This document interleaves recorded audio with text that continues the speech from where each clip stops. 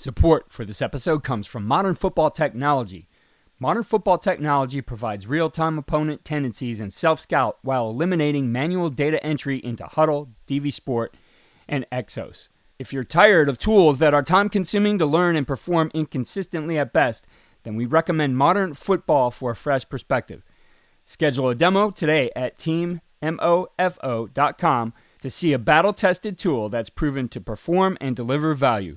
Mention Coach and Coordinator Podcast or use the coupon code CC10 to receive 10% off your first year.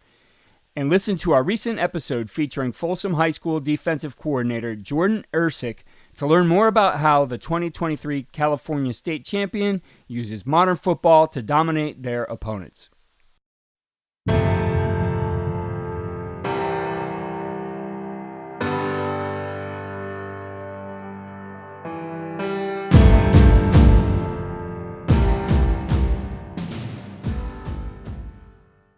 I like to use the word inspire as opposed to motivate, because I feel like when you motivate somebody, you're standing there, you're cheering them on or motivating them negatively possibly. But when you leave, that motivation leaves.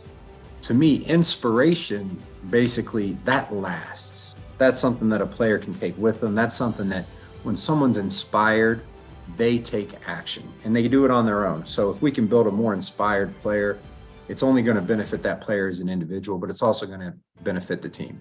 And I heard this a long time ago, like a coach's job is to take a player somewhere they can't take themselves. Today's episode is a peek inside the third annual Lawrence First and Goal Clinic. And on day one, Matt Edwards, who's a pass rush specialist for the Las Vegas Raiders, presented his philosophy on coaching, as well as how to coordinate a pass rush, and then some of the techniques that go along with creating a great pass rusher. In this segment, we share his philosophy on coaching and some of the things that he does that really apply to every position, and then we do dig into a little bit of what he does to coordinate a pass rush. So enjoy this one. Again, it's from Lawrence First and Goal Clinic. Be sure to check that out, lfgf2023.coachesclinic.com. If you haven't gotten your pass yet, I highly encourage you to do it. It's been excellent so far. Replays are available for this one for a year. If you get the staff pass, that's basically about $50 per coach and a ton of content for the entire year. So here's Coach Matt Edwards of the Las Vegas Raiders. I'm going to talk about some pass rush principles, but I'm really going to start out with some philosophical principles and just kind of the things that guide me in my coaching. So whether you're coaching pass rushers or line, like whatever it is you coach, I think there's going to be some things you can apply here just to kind of help you professionally and more importantly, help your players. Part of it's going to be about like just understanding like what is my job. And I think it's important for all of us when we're looking at our specific role or our specific responsibility. It's like, okay, how do I do my job better? Like my title falls under the lines of pass rush, but first and foremost, I look at myself as a teacher. And I think that's what all of us are. It just happens that our subject matter is football. And then specifically here, the subject matter is pass rush. So the things that I think are important, I want to be able to teach, I want to develop, and I want to inspire. So when I talk about teaching, it's how am I going to maximize a player's skill set and their play style? And I need to identify exactly what those are. And we'll speak more to that as we kind of get into the presentation. But along with it, it's teaching these guys the game. Like sometimes you have to start with just football 101, back sets, gaps, build everything from the ground up. And I think it's important that you develop a progression for your teaching. The next phase would be develop. The NFL, whether people believe it or not, it's a developmental league. Young guys are constantly coming into the league, and it's your job to get those young guys better so that they can stay in this league. And I look at it as overall, like I want to build a more competitive, a consistent, and a complete rusher. And I'll kind of talk about how I like to do that throughout the course of the presentation. And then the last thing is inspire. I like to use the word inspire as opposed to motivate, because I feel like when you motivate somebody, you're standing there, you're cheering them on or not motivating them negatively possibly, but when you leave, that motivation leaves. To me, inspiration, basically, that lasts. That's something that a player can take with them. That's something that when someone's inspired, they take action and they do it on their own. So if we can build a more inspired player, it's only going to benefit that player as an individual, but it's also going to benefit the team. And I heard this a long time ago, like a coach's job is to take a player somewhere they can't take themselves. So that's kind of how I look at it. And now I want to break down like, well, what does that mean? Being a teacher at the core, it's like, well, how do I want to teach? And this is very, very important to me. Like the first thing that I look at is whatever I'm presenting on, I want it to be clear. I want to make sure that I'm communicating in a way that they understand. And oftentimes communication being a two-way street, it's like, just because I'm saying it, it's more important how are they receiving the information. And sometimes, to be clear, you've got to communicate in a way that that particular player likes to receive information. And the reality is you're going to have a lot of different types of learners in your room. So I think it's important to be clear and present it in a number of different ways so that you can kind of touch on all the different types of learners. The next thing is when I'm teaching, I want to make sure that I'm clean. When I say clean, that's the room. Okay. Am I up front? Can they see me? Can they hear me? When I put a presentation up on the board, can they pull the most important thing from each slide or from each clip? That way they can kind of use that instead of just maybe you put a slide up and there's 5,000 things on the screen, like they're not going to read all that. So try to minimize the talking points, keep it specific. And that leads right into the next point, like be concise. And when I talk about being concise, I'm talking about details, okay? For every call, for every technique, for every pass rush, there's going to be specific details. And I think it's important that you as a coach, you hit those details. And one of the easiest things to do is just kind of have a checklist for how you're teaching. Like, did I hit the alignment? Did I hit the assignment? Did I hit the stance, the key? What's happening in the course of the play? What we're ultimately trying to achieve with the play, that kind of circles back to the objective. And the last thing that I think is really important is when I'm teaching, I want to ask direct questions. I don't want to just ask blanket questions to the room. Hey, does everybody have this? Because when you ask a blanket question, you'll usually get blanket silence. So to me, it's specific. I ask a specific player, hey, what do you have on this particular pass rush game? And really what this is, it's kind of pulled from a military technique. So like the briefing for the military, they tell you what the job is, the standard at which it needs done, the time frame at which it needs done. And then after they go through that, they have a brief back, which is where they repeat back what needs to be done. I think this is specific. And I love asking players these direct questions for a couple different reasons. And I think this is significant. When you ask a player a question, you do a couple of things. The first thing you do is that you can uncover any gaps in your teaching where maybe you failed to communicate what the exact objective was, or you didn't communicate the details. So it helps you fix problems before you get out there on the grass to the practice field. The next thing it does is when you ask a player a question, you really give that guy an opportunity. The opportunity is that if they're on top of their stuff and they know what they're talking about and they've studied and they've got it, like making sure they've got it, when they answer that question, it builds confidence. And the psyche of your players is just so important. You want to have these guys as confident as they can be. And that starts with answering questions. The other thing that does, especially here in the NFL, like if we get a rookie, the vets want to see that this guy's working. And if I ask this guy a question and boom, he nails it. He's got exactly right. He says it just how we say it. It's clear, it's concise. What that does is it gives the other players in the room confidence in that player. So when a young rookie's in there and he nails it, Max Crosby in our room looks at that rookie like, yeah, okay, this guy's got it. This guy can be out there with me. Whereas if you ask a guy questions and he doesn't know, well, now he's losing the respect and the trust of those veterans. And that trust piece is going to be valuable because these guys have got to be able to work together and count on each other. So that's just kind of how I approach the teaching aspect of it. The next piece is the development. Okay. As educators, as teachers, I think if you go to the education system, you have, IEPs, individual education plans. And I think that that's sometimes met with some negative connotations. I want to turn that and I want to make this, it's just a specific learning plan for a student. We want to do the same thing with all of our players here. We want to have an individual development plan because your job as a coach is to help everybody in the room improve. Okay. So part of this individual development plan, like where it all starts, it says you watch the tape, you watch this guy move, you say, hey, identify what this person does well.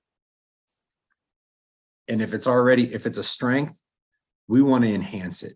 What's something little that we can do to make what they do well that much better? Or what's something we can do that allows this particular skill set of the player to be at the forefront of what we're trying to accomplish? And some of that's just making sure that guys who do things well, we put them in the right position so they can do those things. The next thing is, and it's a little bit more challenging, it's like, well, what don't we do well? And it's deciding, like, can we change this? Can we fix this? Is there a drill that can help us, move past this thing and maybe move it to more of a strength than necessarily an area of focus? And I always kind of use the word area of focus is like, those are things that we have to fix. And then the last thing is, like, there's certain things within a game that are going to get you beat. Before you can win, you have to keep from losing. And another way of looking at that is, like, there's a lot of times where more games are lost than they are won. And when you break this down to like little individual habits or, certain things that players are doing, like, you've got to identify those things and you got to eliminate them. Like lining up off sides as a rusher, jumping off sides as a rusher. That's the kind of stuff that gets you beat because you lose an opportunity to go out and maybe do what you do well. So once you can eliminate those things, you just really enhance your team's ability to win games as opposed to just losing games. So that's just kind of the way I approach it. And then the last piece is that inspiration. You have to get your players excited, come in and do their job. You got to get them excited to be around. Like, you want your players to want to be around you. When a meeting breaks, you don't want guys sprinting out the door to get away from it. You got to make them excited. And a big part of how that is accomplished, in my mind, like, it all starts with trust. Your players have to trust you. And you've got to build that trust through a relationship. So the first thing is, like, connection.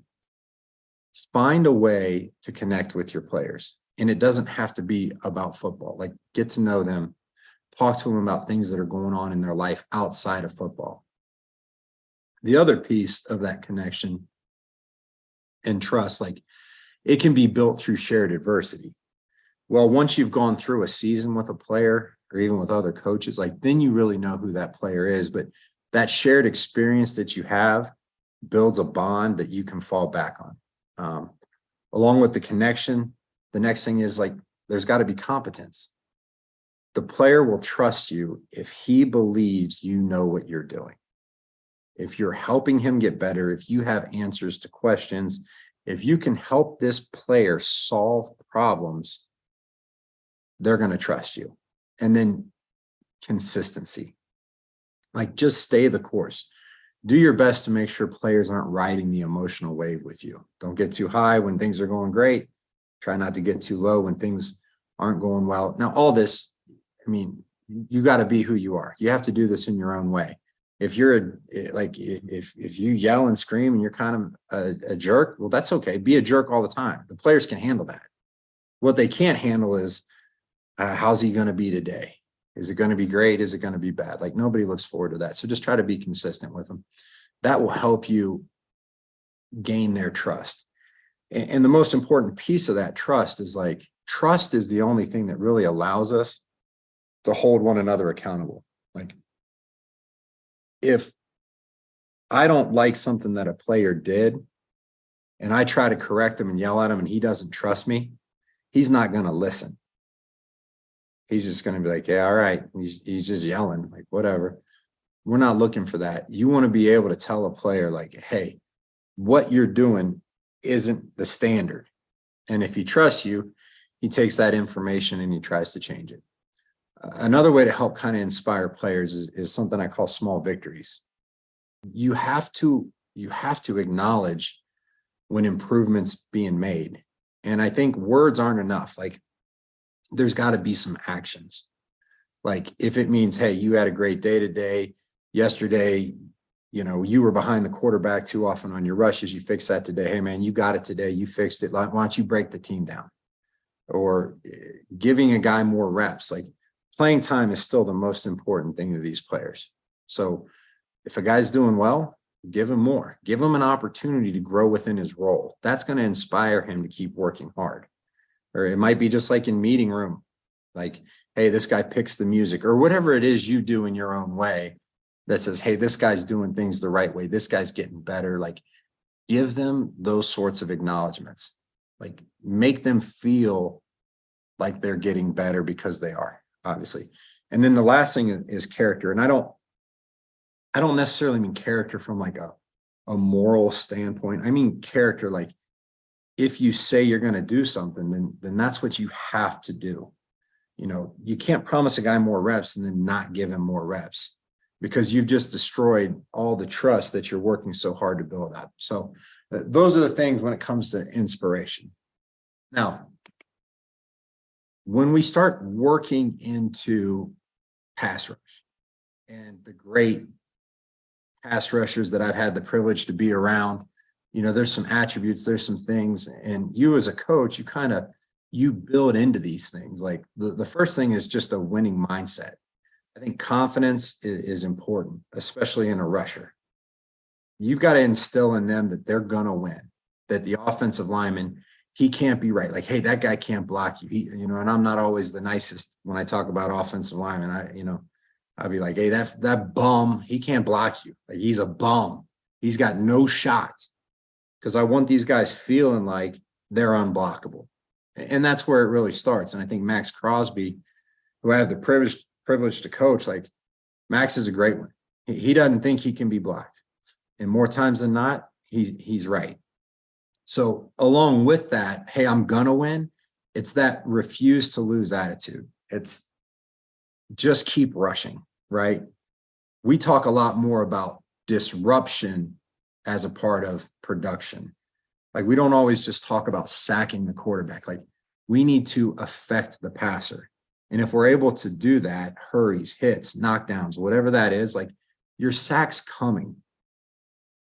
Just because you're not sacking the guy doesn't mean that you're not rushing well. But just understand, like, just keep going.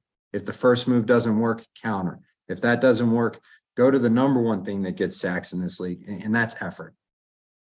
When you watch tape, you see some great pass rush moves. You see some clean wins. More times than not, effort is the reason guys get sacks. And I think effort, no matter what position you're coaching, no matter what role you're in, like it all starts with effort. The ability to go out and play harder and longer than the opponent. And it's what it takes to truly be successful. And me personally, as a coach, I think the greatest compliment you could ever be paid as a coach isn't necessarily about how challenging your scheme is or what great plays you have. It's when a coach from the other side that just says, your guys play so hard. That's the greatest compliment. And it's a testament to you as a coach, and it's a testament to those guys as a player. So effort is at the forefront of everything we do. Now, a big part of effort is coming down to mindset and conditioning, right? You got to have the mindset and the mental toughness, that you can play hard, you can outplay the opponent, you can outwork them even when you're tired. And then that brings into the conditioning aspect. Like, if you're not in great shape, you'll never be a great player. If you want to get a lot of sacks, you got to be out there on the field. So the conditioning piece and being able to outwork people and play for longer and harder, that's a huge part of getting sacks, at least in this league. And I believe that translates all the way down through college, high school, Pee Wee football. And then I just remind guys, like, hey, a trash sack's still a sack. Like, it doesn't matter how you get it. Like, maybe the quarterback ran around for 7 seconds back there, but you kept working and you ended up on top of them at the end of the play. Well, that's a sack and they all count. So this is just like, hey, you got to build up that psyche of your players. You got to tell them, hey, more than anything, you're going to win. Don't give up.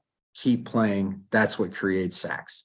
So the next thing that we always want to talk about is rush coordination. Of course, you want great rushers that can go out and win one-on-ones. It's a huge part of the game. But all of our guys need to understand, like, we're not independent contractors.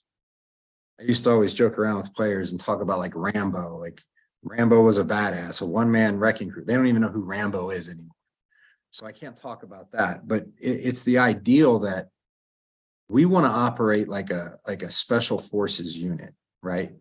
We're a small group working together, and we want to achieve a common goal. The most important thing to get these guys to understand is, like, we sack the quarterback together, and we do that through coordinated rush. We all have an idea of what the rush lanes look like. When we run games, we run them in the appropriate way. We use natural twists so that we don't end up with 2 guys behind the quarterback. Like, all of these things work together. Like, we're looking for 4 working as one, as opposed to a bunch of guys out there. Because you can make a great move on the inside as an interior pass rusher, but if the end doesn't keep the quarterback in the pocket, well, you're not going to sack him. So that's one of the first points that we always try to make. Now, for us, I know there's a lot of different defenses out there, and some of you guys are 3 down, some of you are 4 down, some are 5 down. Sometimes you get into 6 down, a bunch of different fronts. So just keeping it relatively generic. Like, for us, we're usually going to have 4 rushers more times than not. Okay. With these 4 rushers, we want to have a balanced rush. Okay. So it's just the understanding that, hey, we've got 2 guys that are on the edges. We've got 2 guys on the inside. In between those 2 guys on the inside, we kind of have different job responsibilities, one of which is being a middle push. The responsibility of the middle pusher is to push the middle of the pocket and take 2. So if there's 4 rushers and 5 linemen, we want to make sure that we're at least taking 2 so that we have 3 one-on-ones. And then opposite the middle push is what we call a B-gap control player, or really a 2-way rusher. But it's just, as a group, we want to crush the pocket. We want to make sure that the quarterback, one, can't get out and run, first and foremost. I know we're all playing more and more mobile quarterbacks. We don't want this guy just taking off, because that crushes you if you get to a 3rd and long and the quarterback takes off and scrambles for a first down. I mean, that just kills the morale of your defense. So we've got to rush the quarterback the right way. And we've got to make this guy, like, if we can't sack him, we got to make him throw from the bottom of a well. Okay, so the outside guys are crushing the pocket. The inside guys are pushing so we can't step up. Like, the easiest thing for a quarterback to do is stand back there with a nice clean pocket, climb it, and deliver a ball. Like, anybody can throw through that kind of pocket. We want to make sure that they can't climb the pocket. We want to make it hard on them. And the way that we rush, if we can get his eyes off of the coverage and onto the rush, well, then we're halfway home. Thank you again for listening to the podcast, and be sure to support Lawrence First and Goal. The proceeds from this go to a great cause, helping families who have children who are undergoing cancer treatment. Go to lfgf2023.coachesclinic.com to get the pass for this clinic. Follow all we're doing at coachingcoordinator.com, and follow me on Twitter at Coach K. Grabowski.